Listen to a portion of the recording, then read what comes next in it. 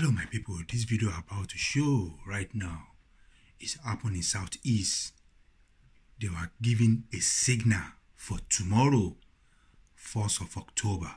It's big signal, strong message from unknown government. If you look this video, please subscribe, share, like, and put my notification bell on. I've told you that I'll be bringing you a good news every day.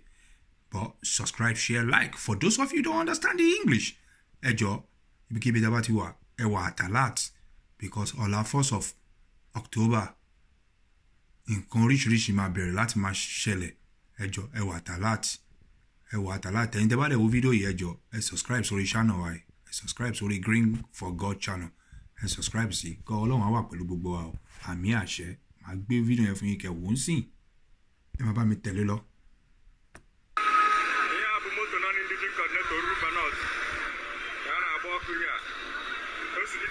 From Mori Police, Abogala.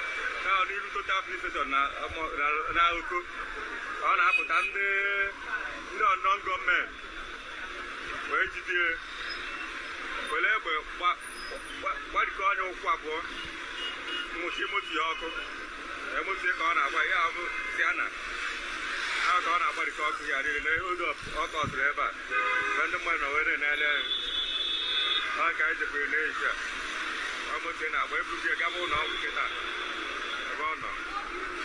Thank you very much.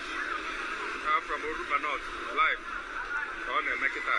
Here I'm a non-indigenous connect to Oruba North. And I walk here. First, it's in after from Mori Police. Abogala. Now, the total police on Naoko. On Apple and the non-government. Where did you?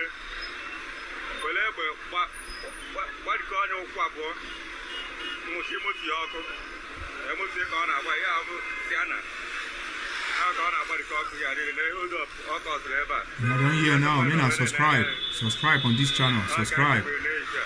This is a very strong message. Subscribe. God bless you all for what you are looking. For those of you who have been subscribing, God bless you all. That is it. Live now. Bye bye.